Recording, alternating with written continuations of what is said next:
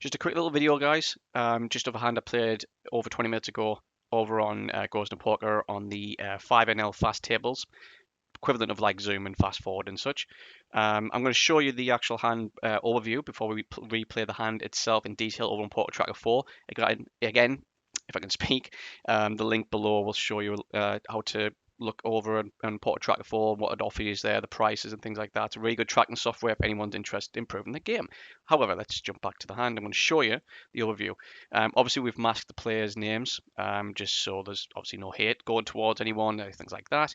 So we can see this is the start of the table. We were on the small blind with a fairly decent stack, and we were dealt with ace queen suited.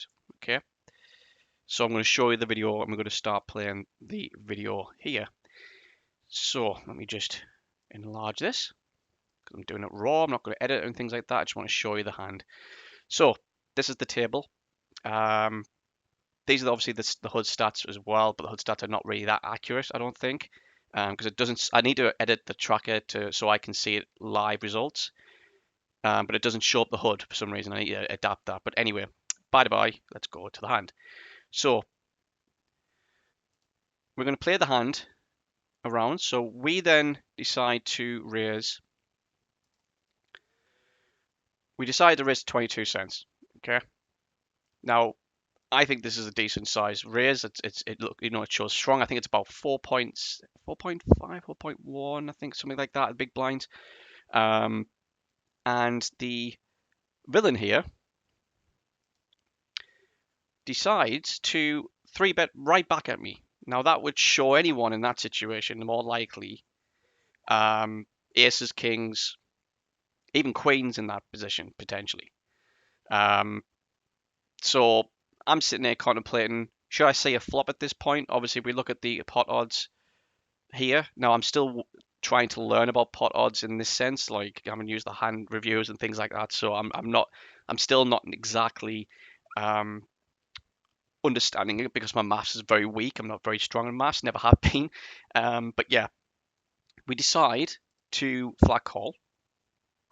We weren't gonna 4-bet into it. So the flop comes king, queen, king. We've got second best pair. So we've got 2 pair overall. We've got a heart draw as well, backdoor heart draw. So at this point, I've obviously raised from the small blind to show strength. The guy's 3-betted back at me. So there's a concern about hitting. He could have hit. It's the probability of him hitting quad kings unlikely, but aces, ace king more so likely in that range. So we decide to check back to see where we are because we're out of position. So we don't have the power of that.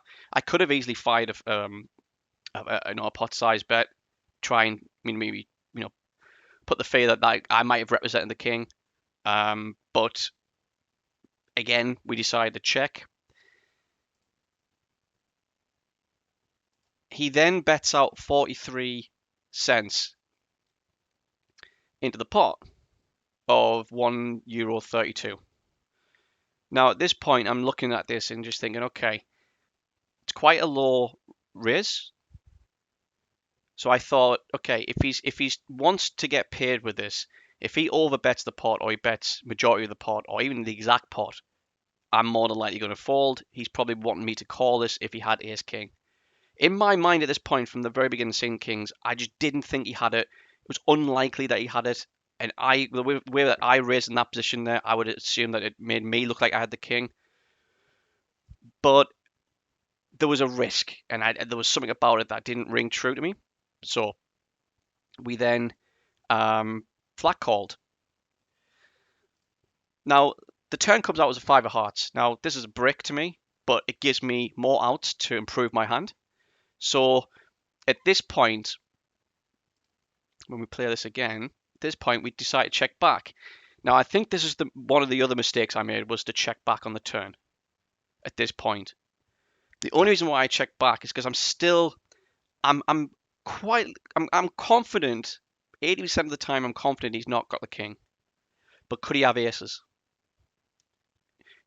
Could he have has ace king? It just didn't seem likely to me. So aces, kings, queens even could have been a situation as well. So I check back. This is when he bets out quite high. So he bets out 163 into a pot of 218.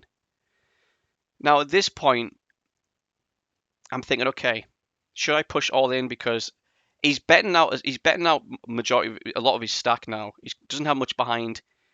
I think this is at this stage this should have been either an all-in push or just fold if he has the king. I decided to call. The river comes out as another 5. Now, obviously, that worries me a lot more. But I just don't think he has the king. In my mind, from the very offset, I just didn't think he had the king when the king, queen, king came on the flop. I then check back again. And this is where he pushes all in. Clearly, this is exactly what you should do at this point. He hasn't got much left behind. He's going to have to push in to get max value if he has got the hand. I contemplated for a while. And I decided to call. And he flips over pocket 5s. Yes, you see it right. He has pocket 5s. So let's overlook this.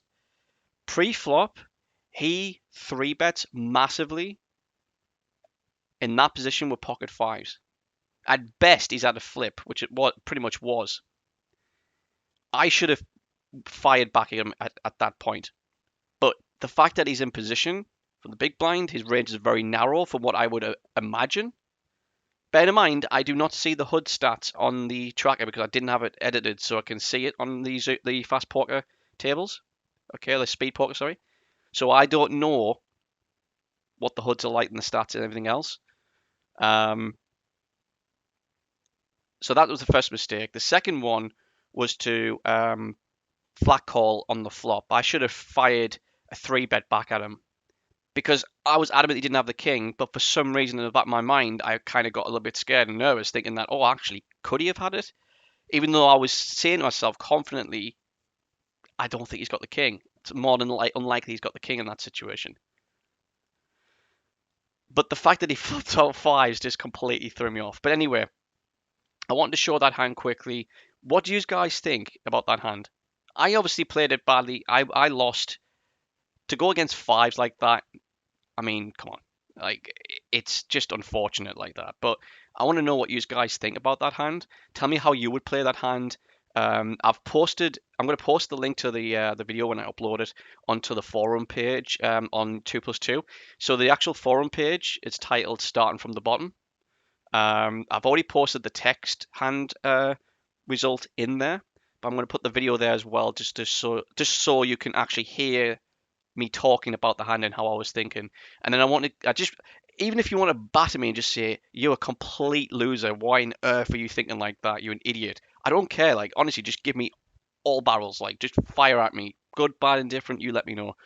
Because this is the thing. I want to start doing these types of things, getting like interesting hands, winning, losing, playing bad, thinking I'm playing good, and getting opinions of other players and seeing what their thought process would be, and then being able to adapt from that as well.